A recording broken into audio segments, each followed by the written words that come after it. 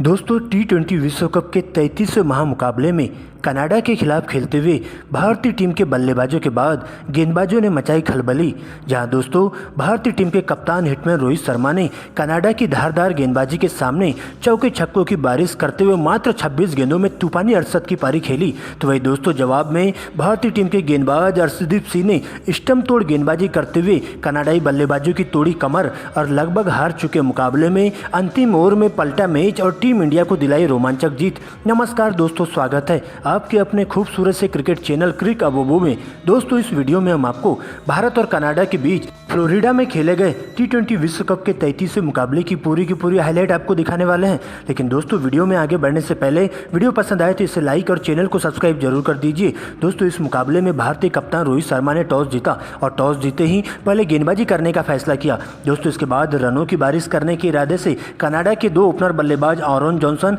और नवनीत धालीवाल की एंट्री होती है, जबकि टीम इंडिया की तरफ से अर्शदीप सिंह पहले ओवर की गेंदबाजी करने आते हैं। जहां दोस्तों ओवर की दूसरी गेंद पर हार्दिक पांड्या के द्वारा आरोन जॉनसन का एक आसानी सा कैच ड्रॉप कर दिया जाता है। लेकिन दोस्तों इसके बाद मिले जीवन दान का फायदा उठाते हुए आरोन जॉनसन इसी ओवर की अंतिम दो गेंदों पर back to back one bounce दो चौके जड़ देते हैं और पहले ओवर में कुल मिलाकर 8 रन आते हैं। लेकिन दोस्तों इसके बाद दूसरे ओवर में नवनीत धालीवाल के सामने गेंदबाजी करने आते तेज गेंदबाज जसप्रीत बुमराह। यहाँ पर जसप्रीत बुमराह अपनी धारदार गेंदबाजी से नवनीत धालीवाल को काफ़ी उलझा कर रखते हैं और अपने इस ओवर में मात्र 2 सिंगल की मदद से 2 ही रन देते हैं और इस प्रकार से जसप्रीत बुमराह के द्वारा खतरनाक गेंदबाजी देखने को मिलती है। लेकिन दोस्तों इसके बाद दोनों ही बल्लेबाज काफ़ी सूझबूझ भरी बल्लेबाजी का नज़ारा पेश करते हैं, जहाँ पर दोनों ही बल्लेबाजों के द्वारा भारतीय टीम के तेज गेंदबाजों का डटकर मुकाबला करते हुए सिंगल डबल के साथ ही टीम के स्कोर को आगे बढ़ाने का काम करते हैं और देखते ही देखते पावर प्ले के दौरान बिना विकेट गंवाए स्कोर बोर्ड पर 48 रन बना लेते हैं।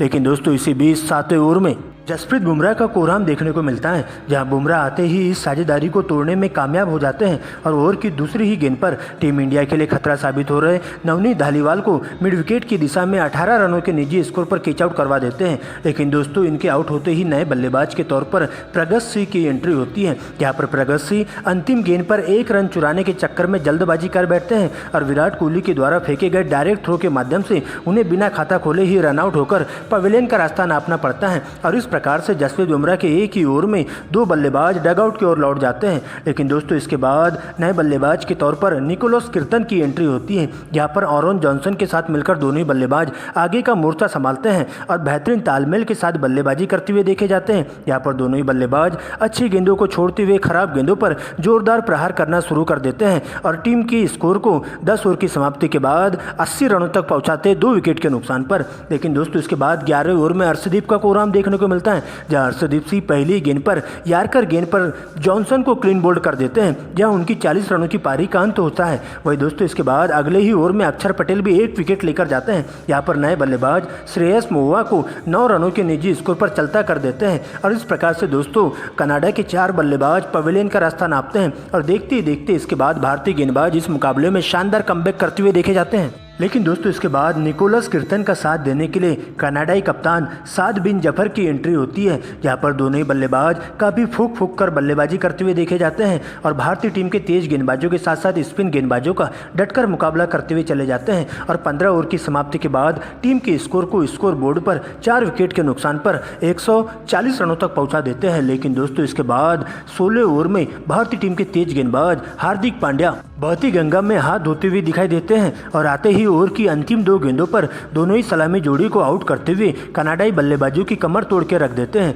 जहां पर दोस्तों कप्तान जफर को 16 रन तो वही निकोलस किर्तन को 38 के निजी स्कोर पर कैच आउट करवा देते हैं और इसके बाद दोस्तों नए बल्लेबाज के तौर पर कलिन सना की एंट्री होती है, जहां पर उनका साथ देने के लिए जुनैद सिद्दीकी आते हैं और दोस्तों इसके बाद 18वें ओवर में एक बार फिर से टीम इंडिया के तेज गेंदबाज हार्दिक पांड्या जुनैद सिद्दीकी को मात्र 4 रनों के निजी स्कोर पर क्लीन बोल्ड कर देते हैं और इस प्रकार से कनाडा की टीम को 7वां बड़ा झटका लगता है। वही दोस्तों इसके बाद 19वें ओवर में अर्शदीप सिंह 1 और विकेट लेकर जाते हैं। तो वही दोस्तों अंतिम ओवर में जसप्रीत बुमराह लगातार 2 गेंदों में 2 विकेट लेकर कनाडाई बल्लेबाजों का सुपड़ा साफ कर देते हैं और इस प्रकार से अंतिम के समय में कनाडाई बल्लेबाज एक के बाद एक सस्ते में अपना विकेट गंवाते हुए डगआउट की ओर लौटते चले जाते हैं और इस प्रकार से पूरी की पूरी कनाडा की टीम 19.2 ओवरों में ही सिमट जाती है, जहां पर कनाडाई बल्लेबाज मात्र 180 रन बना पाते हैं और टीम इंडिया को इस मुकाबले में जीत हासिल करने के लिए 181 रनों का विशाल टारगेट दे दिया जाता है। दोस्तों इसके बाद भारतीय पारी का आगाज करने के लिए कप्तान रोहित शर्मा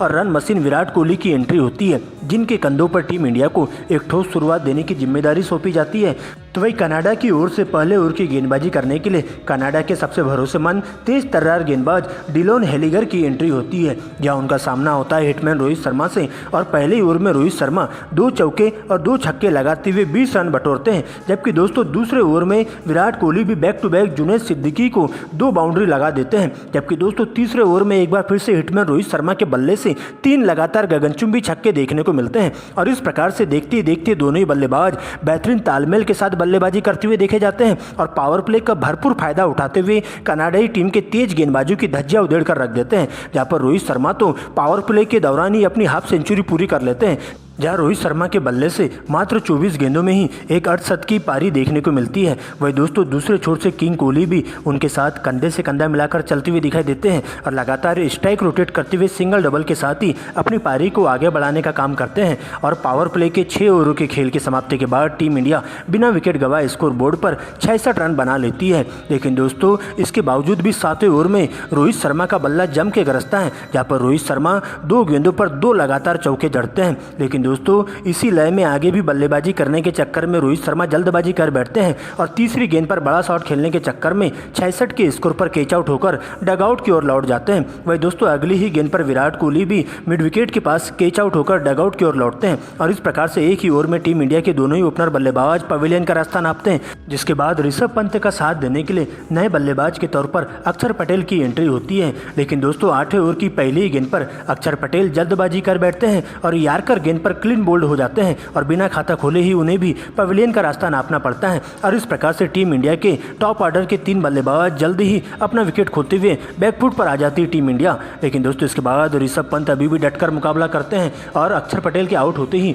मिस्टर 360 डिग्री के नाम से मशहूर सूर्य कुमार यादव की एंट्री होती है, जहाँ पर दोस्तों ऋषभ पंत और सूर्य कुमार यादव बॉल देखो और बॉल पेलो वाले नियम के तहत बल्लेबाजी करते हुए कनाडा के तेज गेंदबाजों के साथ साथ स्पिन गेंदबाजों पर जम के धावा बोलते हैं और उनकी धज्जियां उधेड़ कर रख देते हैं। जहाँ पर दोस्तों 12 ओवर की समाप्ति के बाद टीम इंडिया 100 रन बना लेती है 3 विकेट के नुकसान पर। लेकिन दोस्तों इसके बाद 13वें ओवर में ऋषभ पंत के बल्ले से करिश्माई पारी देखने को मिलती है, जहां पंत इसी ओवर में जुनैद सिद्दीकी को अपना शिकार बनाते हैं और इसी ओवर में टारगेट करते हुए 2 छक्के और 2 चौके लगाते हुए 20 रन बटोरते हैं। जबकि दोस्तों 15वें ओवर में सूर्या का बल्ला भी जम के गरजता है और इसी ओवर में सूर्या जर्मी गॉर्डन को 3 लगातार चौके जड़ देते हैं और इस प्रकार से इस मुकाबले में टीम इंडिया को बनाए रखते हैं। और देखते ही देखते 15 ओवर की समाप्ति के बाद टीम इंडिया का स्कोर बोर्ड पर 140 रनों तक पहुंच जाता है। लेकिन दोस्तों अभी भी 5 ओवरों का खेल शेष बचा रहता है और टीम इंडिया को इस मुकाबले में जीत हासिल करने के लिए 31 रनों की दरकार होती है। लेकिन दोस्तों 16 ओवर की अंतिम गेंद पर ऋषभ पंत एक और करारा प्रहार करने के चक्कर में सीमा रेखा के पास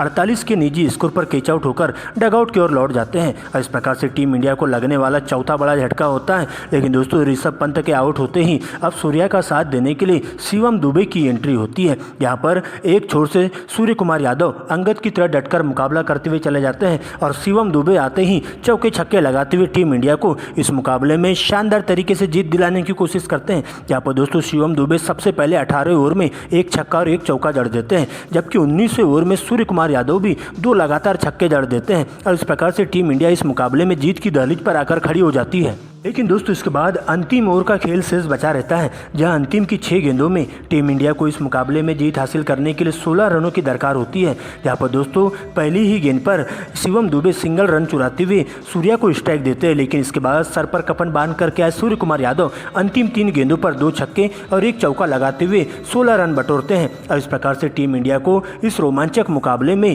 6 विकेट से शानदार जीत दर्ज करवा देते हैं। जहाँ शिवम दुबे 18 रन तो वही दोस्तों सूर्य कुमार यादव 42 रन बनाकर नाबाद लौट जाते हैं और इस प्रकार से फ्लोरिडा में टीम इंडिया कनाडा की टीम को 6 विकेट से रौंदते हुए इतिहास के पन्नों में अपना नाम दर्ज करवा लेती है।